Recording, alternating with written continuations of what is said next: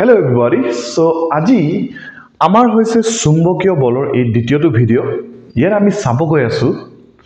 যে চুম্বকীয় ক্ষেত্ৰ এটাত আধান এটাই গতি কৰি থকা সময়ত সেই চুম্বকীয় বলটোৰ ফলত আধানটোৰ পথ কেনেকুৱা হয়। ঠিক আছে। আমি লাষ্ট যোনটো ভিডিও আছিলে আমাৰ তাত আমি দেখিছিলো যে যদি এটা চুম্বকীয় ক্ষেত্ৰ থাকে ধৰি লোৱা এটা চুম্বকীয় ক্ষেত্ৰৰ মানটো ধৰি লৈছো মই ভেক্টৰ b ইয়াত যদি মই এটা আধান q v বেগেৰে যদি এই চুম্বকীয় ক্ষেত্ৰত গতি কৰাও তেতিয়া আমি দেখিছিলো যে এই আধানটোৰ ওপৰত এই চুম্বকীয় ক্ষেত্ৰতে এটা বল প্ৰযুক্ত কৰে আৰু বলটোৰ ফৰ্মুলা আছিল F = q vector v cross vector b এইটো আমি লাষ্ট ক্লাসটো চালো। আজি এই ভিডিওত আমি কি কৰিম যেহেতু বস্তু এটা যেতিয়া গতি কৰি থকা সময়ত সেই বস্তুটোৰ এটা পথ থাকে কিন্তু এই পথটোৰ বিষয়ে আমি আজি এই ভিডিওত আমি পঢ়িব গৈ আছো। ঠিক আছে।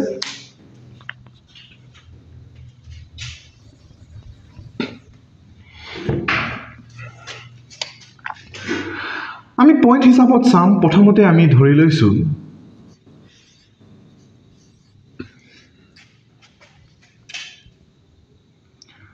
আধানৰ বেগ আৰু চুম্বকীয় ক্ষেত্ৰ যেতিয়া সমান্তৰাল হৈ থাকে সেই সময়ত আধানটোৰ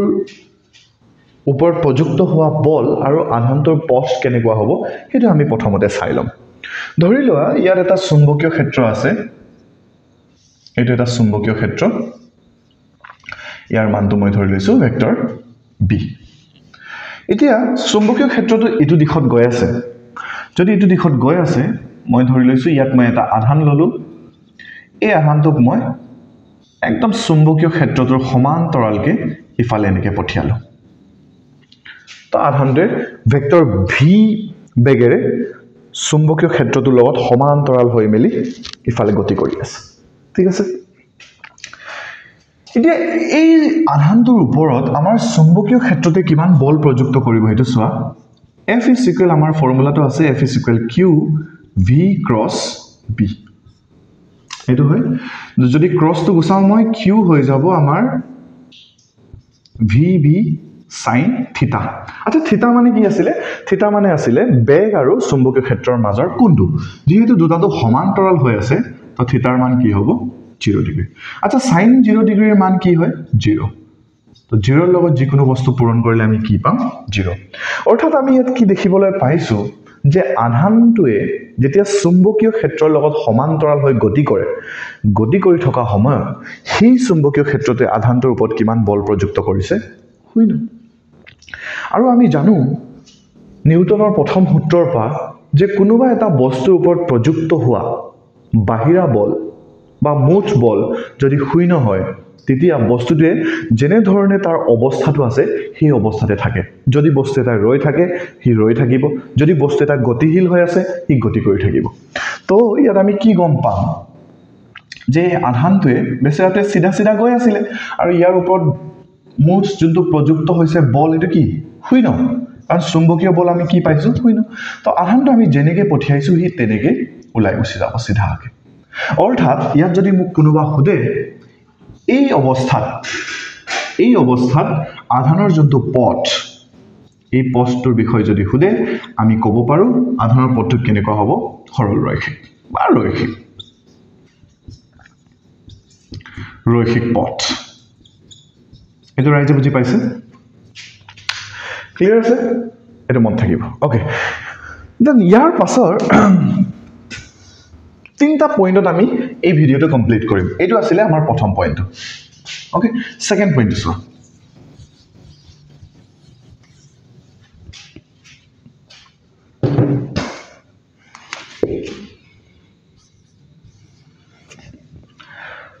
ধৰি লৈছো মই এইবাৰ যোনটো আমাৰ চুম্বকীয় ক্ষেত্ৰ আৰু আধানৰ বেগ সেই দুটাক মই ধৰি লৈছো সিহঁতে লম্ব হৈ আছে যেনে ছবিৰে বুজাব লাগিব। ধৰি লোৱা এই বলটোৰ ভিতৰলৈ আমাৰ চুম্বকীয় ক্ষেত্ৰবোৰ এনেকে সোমাই গৈ আছে এনেকে বা বলৰ বাহিৰলৈ আহিছে বুলি ধৰি ল'ব পাৰা তো ধৰি লৈছো মই চুম্বকীয় ক্ষেত্ৰকেইটা কি হৈছে বৰ্ডৰ ভিতৰলৈ সোমাই গৈ আছে ভিতৰলৈ সোমোৱা চিনটো আমি এনেকৈ বুজাও ক্ৰছ চিনেৰে ওকে ধেনুকাৰবোৰৰ নিচিনা কল্পনা কৰি লোৱা যে বৰ্ডৰ ভিতৰলৈ চুম্বকীয় ক্ষেত্ৰকেইটাই সোমাই গৈছে চুম্বকীয় ক্ষেত্ৰৰ মানটো ধৰি লৈছো মই ভেক্টৰ বি কিবা প্ৰবলেম আছে সবৰ কাৰোবাৰ কিবা প্ৰবলেম হৈছে নাই হোৱা বৰ্ডৰ ভিতৰলৈ আমাৰ চুম্বকীয় ক্ষেত্ৰটো গৈ আছে এতিয়া মই কি কৰিলো এটা কেটেপা ললো কেটেপাটো লৈ আধানটোক মই ধৰি লোৱা এইটো প্লাস কিউ আধান ইয়াক মই ভি বেগেৰে এনেকৈ পঠিয়াই দিলো ইয়াত চোৱা চুম্বকীয় ক্ষেত্ৰটো বৰ্ডৰ ভিতৰলৈ এনেকৈ গৈছে আধানটোক মই এনেকৈ মাৰি দিলো তেতিয়া চুম্বকীয় ক্ষেত্ৰ আৰু আধানৰ বেগ দুটাৰ মাজত 90 ডিগ্ৰী কোণ বনিছেনে হেতুকে আমি লম্ব বুলি কওঁ হয় নাই তো এবাৰ কি হৈছে আমাৰ আধানৰ যোনটো বেগ আৰু চুম্বকীয় ক্ষেত্ৰৰ দিশ বা ইজনে আনজনৰ লগত হেতে লম্ব হৈ আছে এটো ৰাইজে বুজি পাইছো ওকে এতিয়া চোৱা এতিয়া মই চাম যে এই ক্ষেত্ৰত আধানতে প্ৰৱেশ কৰা সময়ত সেই আধানটোৰ ওপৰত প্ৰযুক্ত হোৱা চুম্বকীয় বল কিমান হৈছে F is equal formula Q V cross B এটো হয় যদি cross পূৰণটো গুচাও F is equal Q V V sin আচ্ছা থিতা মানে কি কৈছিলো মই বেগ আৰু চুম্বকীয় ক্ষেত্ৰৰ মাজৰ কোণটো এবাৰ লম্ব হৈ আছে মানে থিতাৰ মান কি হ'ব 90 ডিগ্ৰী তো ইয়াৰ পৰা আমি কি পাম F is equal sin 90 ৰ মান কিমান হয় 1 তো ইয়াৰ পৰা আমি পাম F is equal Q V B আহা অৰ্থাৎ আমি ইয়াৰ পৰা কি মনত ৰাখিব লাগিব যে যেতিয়া এটা আধানে চুম্বকীয় ক্ষেত্ৰৰ লগত লম্ব হৈ গতি কৰি থকা সময়ত সৰ্বোচ্চ চুম্বকীয় বল অনুভৱ কৰিবহি ইয়াত যদি চোৱা থিতাৰ মানটো আমি 1 পালো আৰু ট্ৰিগোনোমেট্ৰিত আমি জানো আটাইতকৈ ডাঙৰ মানটো কি হয় 1 আনতকৈ ডাঙৰ হ'ব নোৱাৰে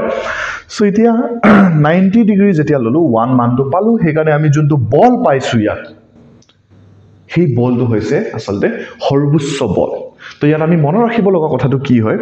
যেতিয়া আধান এটাই চুম্বকীয় ক্ষেত্ৰৰ লগত লম্ব হৈ গতি কৰে সেই সময়ত আধানটোৱে চুম্বকীয় ক্ষেত্ৰত সৰ্বোচ্চ বল অনুভৱ কৰে ঠিক আছে এটো হৈছে আমাৰ সৰ্বোচ্চ বল এটো ৰাইজে বুজি পাইছো ক্লিয়াৰ আছে ঠিক আছে এটোতো হৈ গল মান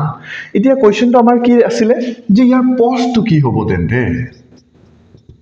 পথ ৰাস্তা बताओ স্যাৰ নাকি পথটো কি হ'ব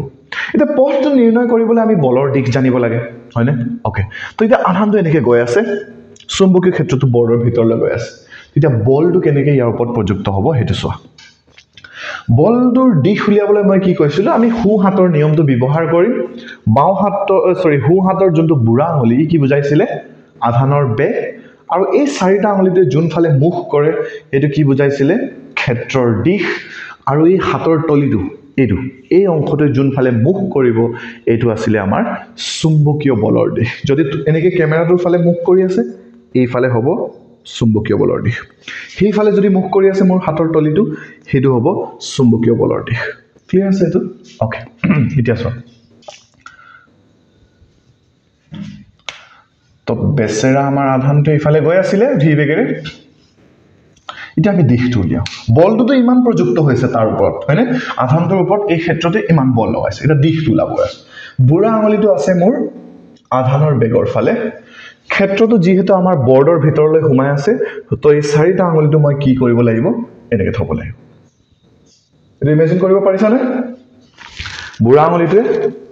আধানৰ বেগৰ দিশত চুম্বকীয় ক্ষেত্ৰটো বৰ্ডৰ ভিতৰলৈ আছে তো চাৰিটা আঙুলিটো ইফালে তো হাতৰ তলিটো কোনফালে মুখ কৰি আছে ওপৰ ফালে এইটো দিশত মুখ কৰি আছে হয় না ওকে তো আধানতে বেচৰাটো এনেকৈ গৈছিলেহে চুম্বকীয় বলটো তাক ওপৰলৈ ঠেলিব ওপৰ ঠেলাৰ ফলত কি হ'ব ইয়াৰ যোনটো দিশ সিধা যাব বিচাৰিছিলে বেচৰা এনেকৈ যাব বিচাৰিছিলে কিন্তু চুম্বকীয় বলটো তাক ওপৰলৈ ঠেলাৰ ফলত এই আধানটোৰ দিশ অলপ এনেকৈ ওপৰলৈ গুচি যাব ইয়ালে পালে ধৰি লোৱা ইয়াত পালে এটা এই বিন্দুত যেতিয়া পালে তেতিয়া আকৌ এই নিয়মটো লগোৱাচোন আধানটোৰ দিশটো ইফালে চুম্বকীয় ক্ষেত্ৰৰ দিশটো বৰ্ডৰ ভিতৰ ফালে এবাৰ মোৰ হাতৰ তলিটো কোনফালে মুখ কৰি আছে এইটো সাইডে কৰি আছে নে ওকে তো আধানটোৱে বেচেৰা এতিয়া এনেকে যাব বিচাৰিছিলে কিন্তু চুম্বকীয় বলটো তাক যেহেতু এইফালে ঠেলি আছে এনেকে ঠেলি আছে অথনি এনেকে ঠেলিছিলে তো ই এনেকে ঘূৰি দিব ইয়ালে পালে ধৰিলো আধানটো ইয়াত পালে ইয়াত আকৌ এই নিয়মটো লগোৱা আধানটোৰ বেগৰ ফালে বুঢ়া আঙুলি চাৰিটা আঙুলিটো ক্ষেত্ৰৰ দিশৰ ফালে এবাৰ হাতৰ তলিটো চোৱাচোন তল ফালে মুখ কৰি আছে নে এনেকে মুখ কৰি আছে অৰ্থাৎ এই আধানটোৱে বেচেৰাটোৱে এনেকে যাব বিচাৰিছিলে ইয়াৰ পাক এক পাক মাৰি দিব অৰ্থাৎ কি হৈছে প্ৰতিটো বিন্দুত যেতিয়া আধানটোৱে গতি কৰিব আৰম্ভ কৰে আমাৰ যোনটো চুম্বকীয় বল আধানটো সদায় কেন্দ্ৰৰ ফালে ঠেলি থাকে এনেকে এই ভিতৰ ফালে ঠেলে এনেকে বুজি পাইছনে ইয়াত যদি মন কৰিছা এতিয়া আধানটো এটা বৃত্তকাৰ পথত ঘূৰিছে নে বস্তুটো কল্পনা কৰিব পাৰিছা নাই ওকে সো অৰ্থাৎ যেতিয়া আধানৰ বেগ আৰু চুম্বকীয় ক্ষেত্ৰ লম্ব হৈ থাকে তেতিয়া আধানৰ যোনটো পথ হেতু কেনেকুৱা হ'ব আমাৰ বৃত্তকাৰ তো হ'ব আমাৰ বৃত্তকাৰ পথ ৰাইজে বুজি পাইছে এটো ক্লিয়াৰ আছে এটো ওকে এতিয়া শুনা বৃত্তকাৰ পথ হল এই বস্তুটো আমি অলপ ডিটেইলকে বুজো এতিয়া এটা কি হয় যেহেতু আমাৰ ৰাস্তাটো বৃত্তকাৰ হল বৃত্তকাৰ হোৱাৰ ফলত এটা এই বৃত্তকাৰ পথটোৰ ব্যাসাৰ্ধ উলিয়াব আহে আমাৰ কেতিয়াবা বৃত্ত এটাৰ ব্যাসাৰ্ধ থাকে নাই ব্যাসাৰ্ধ উলিয়াব আহে মন কৰিবা দেই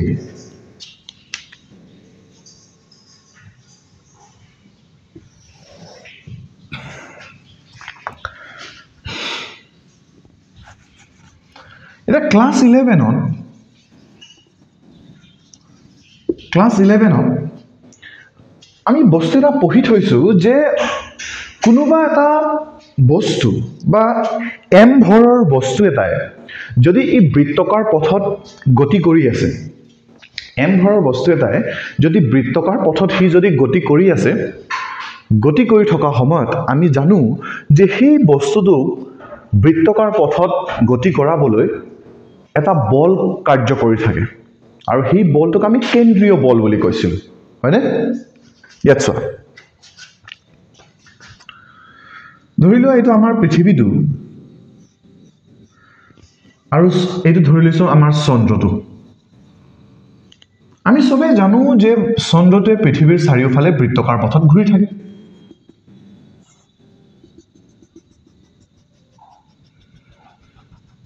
এনেকে ঘূৰি থাকে হয়নে তো ধৰিলো আমাৰ চন্দ্ৰৰ যোনটো ভৰ এটো মই স্মল m বুলি ধৰিছো আৰু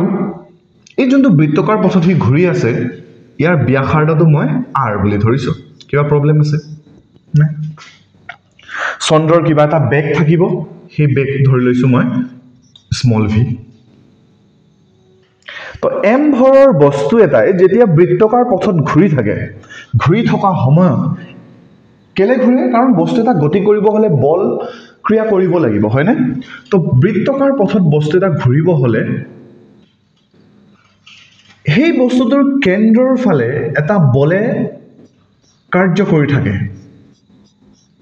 আৰু সেই বলটোক আমি কওঁ কেন্দ্ৰীয় বল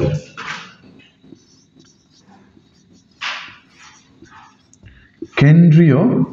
বল মই আকৌ এবাৰ কৈছো যে যিকোনো বস্তু এটাই বৃত্তকাৰ পথত ঘূৰি থাকিব হলে সেই বস্তুটোৰ ওপৰত এটা বল প্ৰযুক্ত হৈ থাকে আৰু সেই বলটোক আমি কি বুলি কওঁ বলে কেন্দ্ৰীয় বল যিকোনো বস্তু বৃত্তকাৰ পথত ঘূৰিব হলে তাৰ ওপৰত যোনটো বল প্ৰযুক্ত হৈ থাকে হেতুক আমি কি বুলি কওঁ কেন্দ্ৰীয় বল আৰু সেই কেন্দ্ৰীয় বলৰ ফৰ্মুলাটো আছিল আমাৰ Fc যোন বস্তুটোৱে ঘূৰি আছে বৃত্তকাৰ পথত তাৰ ভৰ আৰু সেই বস্তুটোৰ বেগৰ বৰ্গ ডিভাইডেড বাই যোনটো বৃত্তকাৰ পথত ঘূৰি আছে তাৰ ব্যাসাৰ্ধ mv²/r এইটো হৈছে কেন্দ্ৰীয় বলৰ ফৰ্মুলাটো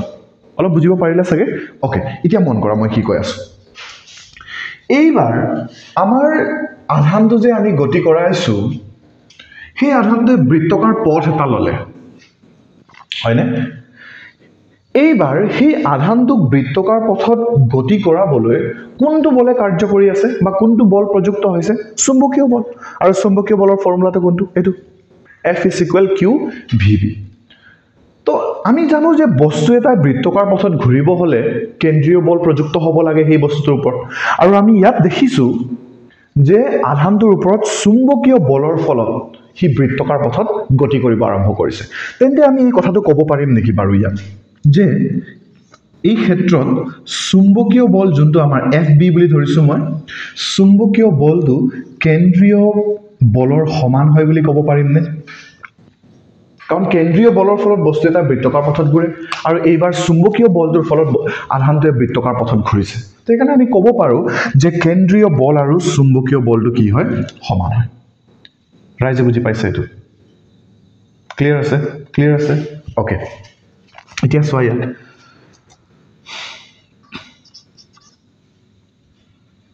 FB চুম্বকীয় বল এটো মই ধৰি লৈছো QVB equal FC জায়গাত মই কি লগাব পাৰো mv²/r তো ক্লিয়াৰ হল ওকে তো এটো মই কল লিখো ইয়া লিখিছো ইতে আমাক লাগে r টো ইফালে খেদাই দিয়া r টো আহিলে ইফালে এই গুটি QVB টো তলফালে খেদাই দিয়া mv²/QVB ওপৰত দুটা v আছে তলত এটা v আছে তো ইয়াৰ পৰা পাম আমি r = mv/qv এইটোৱে হৈছে বৃত্তকাৰ পথটোৰ ব্যাসাৰ্ধ ওলোৱা ফৰ্মুলাটো ইয়াত m মানে কি হ'ব যোনটো আধানে বৃত্তকাৰ পথত ঘূৰি আছে তাৰ ভৰ v মানে কি হয় সেই যোনটো বেগ জি বেগেৰে আধানটোৱে গতি কৰি আছে আৰু q মানে আধানটোৰ মানটো আৰু b মানে হৈছে চুম্বকীয় ক্ষেত্ৰৰ মানটো ৰাইজে বুজি পালে তো ক্লিয়াৰ আছে তো এনেকৈ আমি ব্যাসাৰ্ধৰ মানটো নিৰ্ণয় কৰিব পাৰো হ'বনে বুজি পাইছো